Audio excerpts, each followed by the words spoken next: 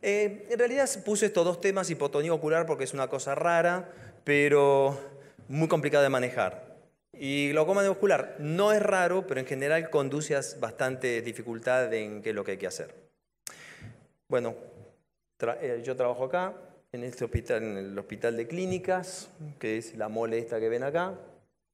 Y acá estaba el Hospital Viejo y es donde está la Plaza Hussey, el primer premio Nobel de Medicina de la Argentina, ¿no? Y acá quedó la capillita, que es la Capilla San Lucas, el patrono de los médicos.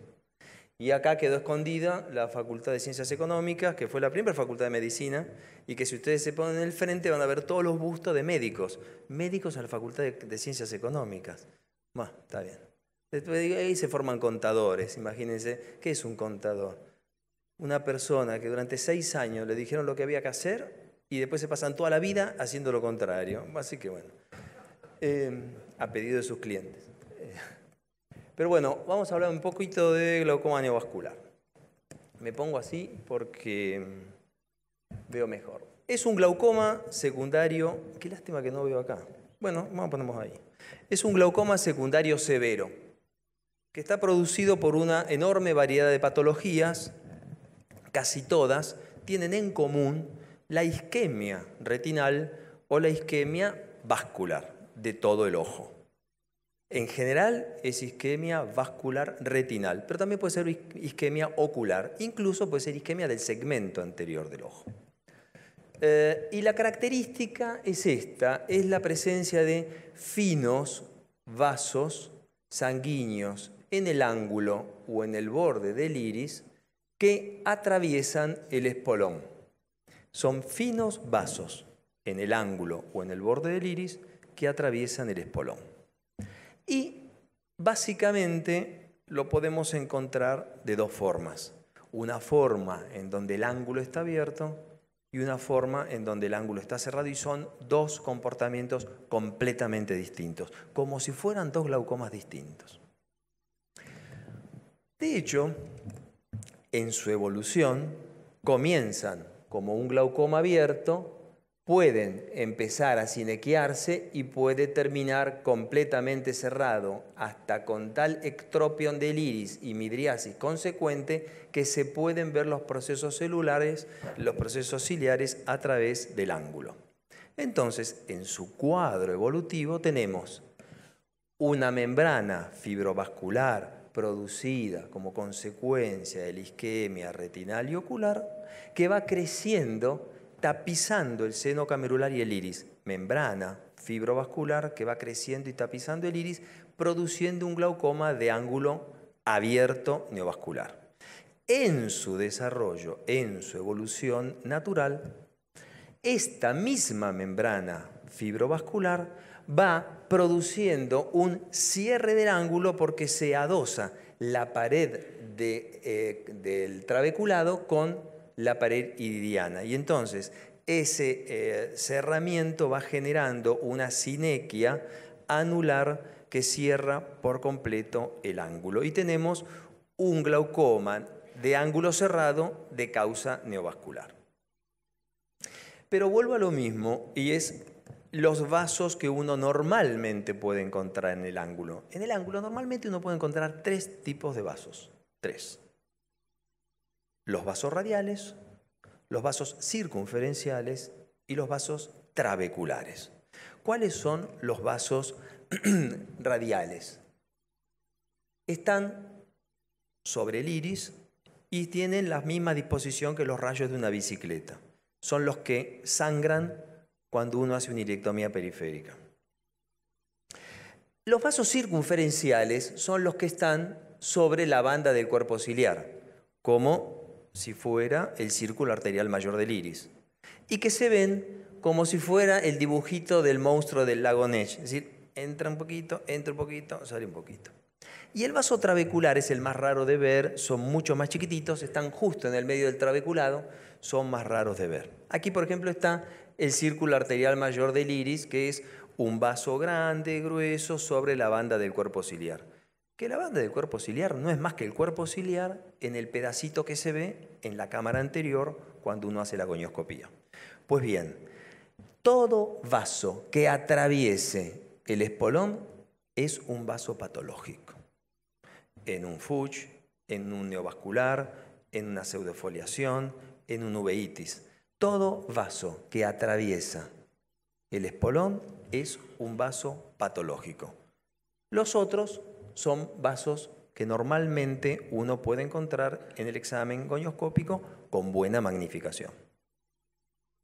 Ahora, ¿cuáles son las causas más frecuentes? ¿Cuáles son las causas más frecuentes? Pues bien, las tres causas más frecuentes son la retinopatía diabética, la oclusión de la vena central de la retina y la oclusión de la rama venosa retinal. También se puede dar en la oclusión de la arteria central de la retina. Hay otras causas que se las puse más oscuro porque son menos trascendentes en cuanto a frecuencia, son igual de trascendentes en cuanto a gravedad, pero son menos frecuentes en cuanto a frecuencia. Menos importantes en cuanto a frecuencia. Pero recordemos entonces la retinopatía diabética, la obstrucción de la vena central, la obstrucción de rama y la obstrucción de la arteria central de la retina. Esas son las causas más frecuentes. Hay otras causas que también pueden dar, algunas muy raras, como la enfermedad de células falciformes, el retinoblastoma. Está descrito incluso la aparición de un glaucoma neovascular en pacientes que están operados por vitreoretinal y que tienen aceite de silicón. El aceite de silicón incluso puede producir un glaucoma neovascular. Pero hay muchísimas causas, algunas son bastante raras y de pésimo pronóstico. Por ejemplo, la persistencia de la vasculatura fetal. Bien, ¿cuáles son las enfermedades sistémicas relacionadas con el glaucoma vascular? La primera de todas, la retinopatía diabética. Y luego, todas las patologías sistémicas vasculares que se les ocurra. Todas. Inmunológicas, metastásicas, tumorales, idiopáticas. Todas las que se les ocurran. Y genéticas, heredogenéticas. Pero recuerden entonces que la causa más frecuente es la isquemia retinal. Y el tratamiento es la fotocoagulación retinal, la ablación retinal. Un glaucoma neovascular no se cura con una inyección de antiangiogénico. Eso es para salir del paso. Pero hay que actuar con la PAM fotocoagulación y a veces con crío, generando una ablación retinal. Ese es el tratamiento de glaucoma neovascular. Aquí podemos ver cuadros típicos de un glaucoma neovascular, un vaso grueso sobre el iris y la alteración del iris de tal manera que se pierden los valles y las crestas del iris. ¿Por qué? Porque esa membrana fibrovascular aplanó el iris. La aplanó de tal manera que incluso empieza a producirse el ectropion del iris, ¿sí?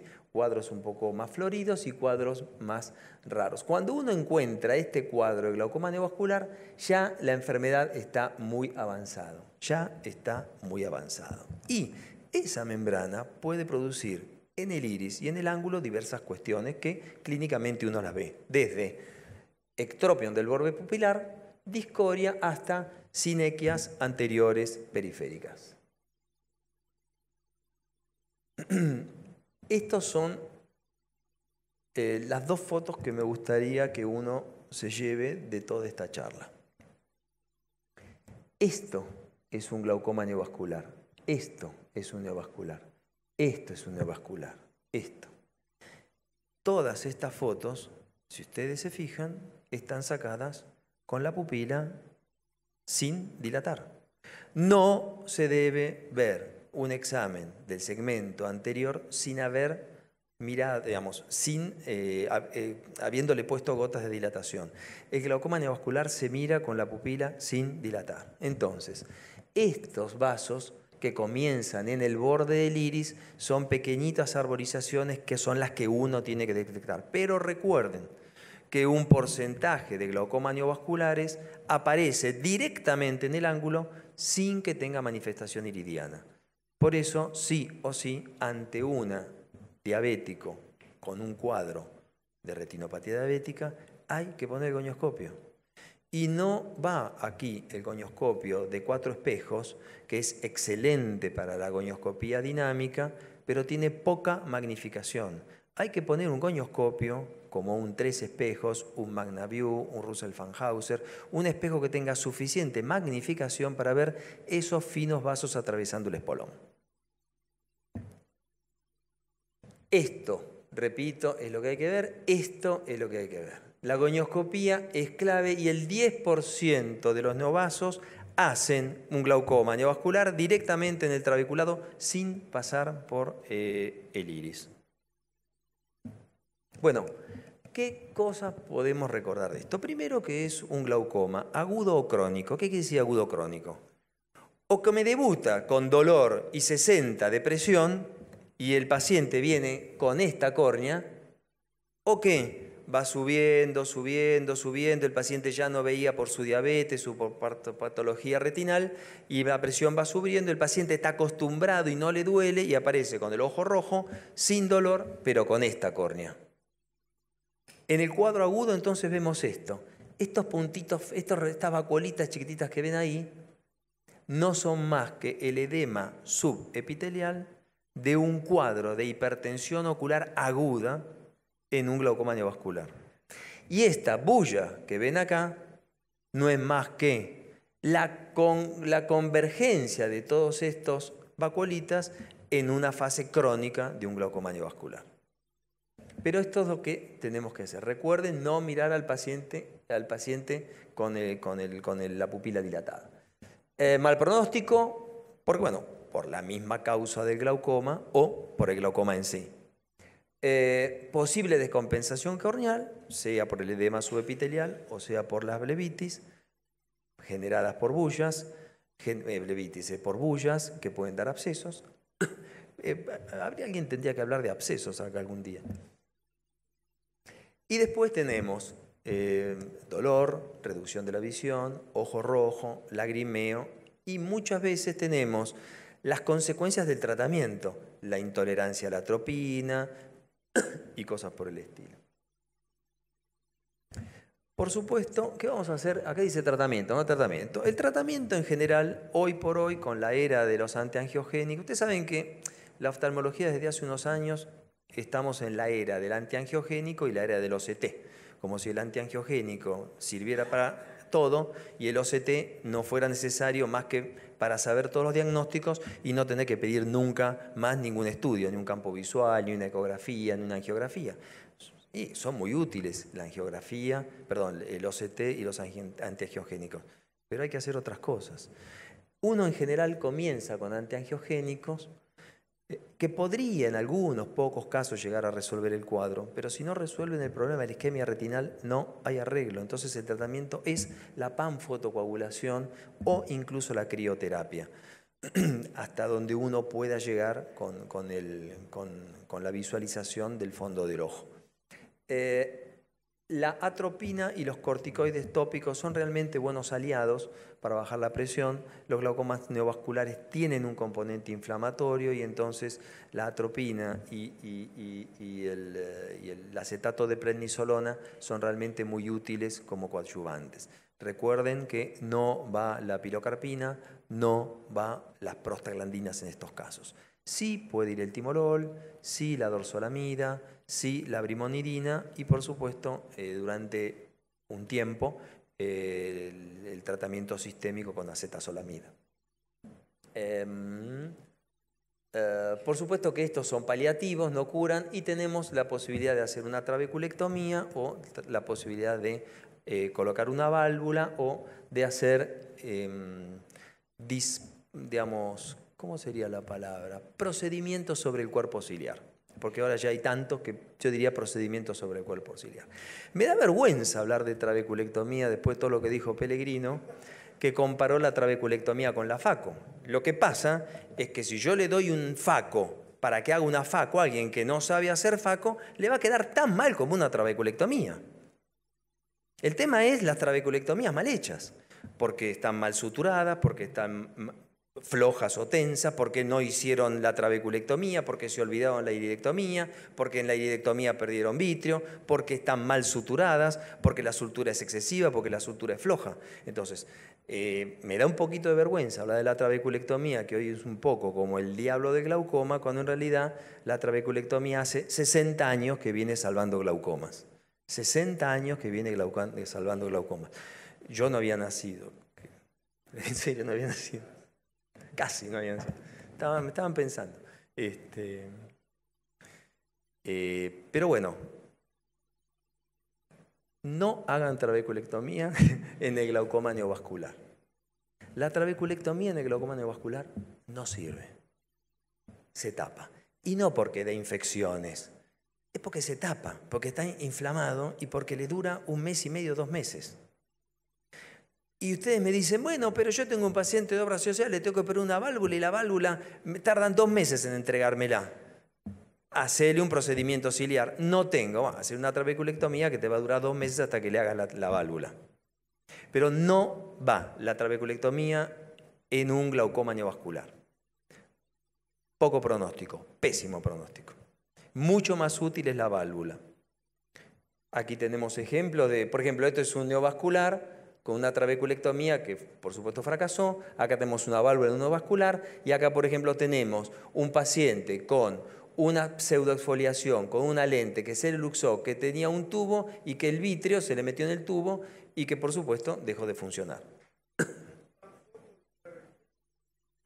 Panfoto y trabeculectomía no va.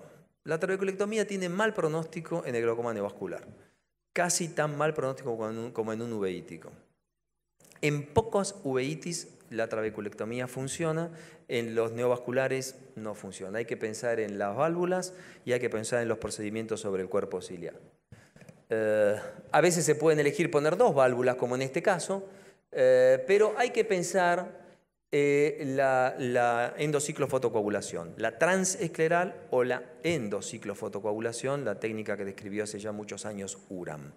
Hoy, con los procedimientos sobre el ciliar más reglados, es decir, micropulso o termolisis, tenemos más abanico para actuar. No recomiendo el micropulso en un glaucoma neovascular. Es poco procedimiento para un glaucoma serio.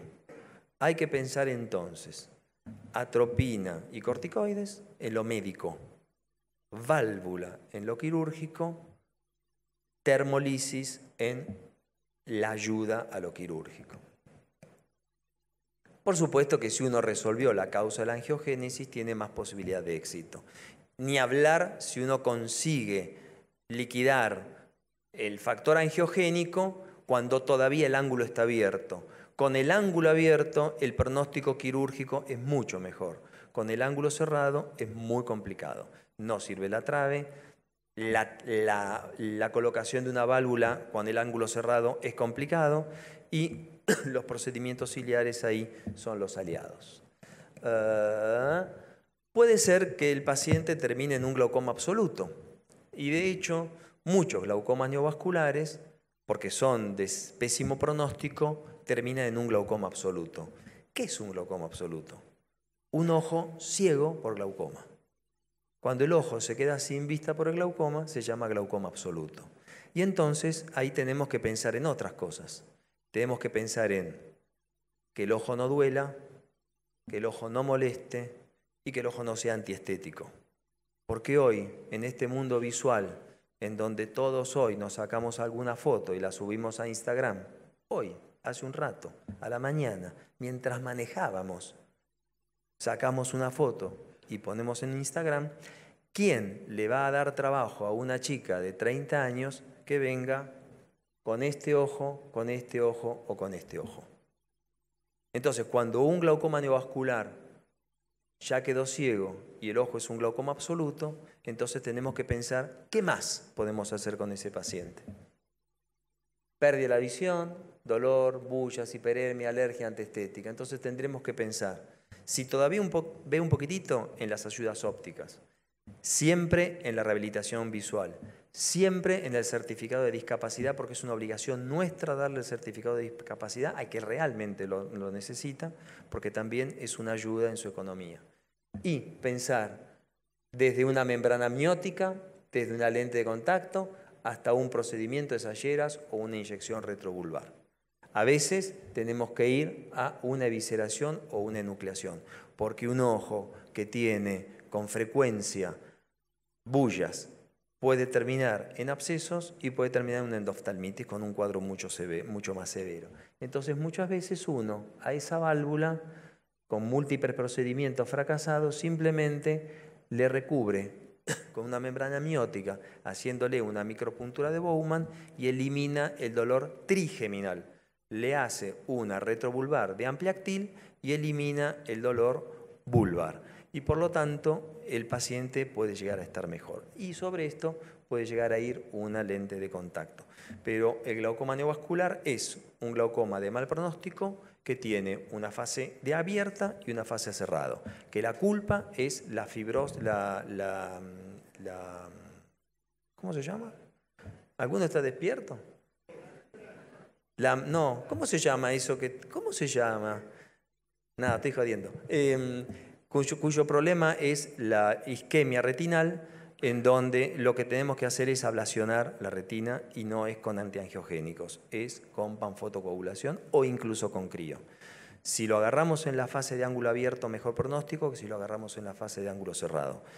Aliado médico, atropina y corticoides. Aliado quirúrgico, válvula y procedimientos ciliares, sobre todo termolisis. Si el ojo fue un fracaso para nosotros y el paciente quedó ciego, tenemos un glaucoma absoluto. Tenemos que pensar que mantenga el ojo, que no le duela y que no sea antiestético. Muchas gracias.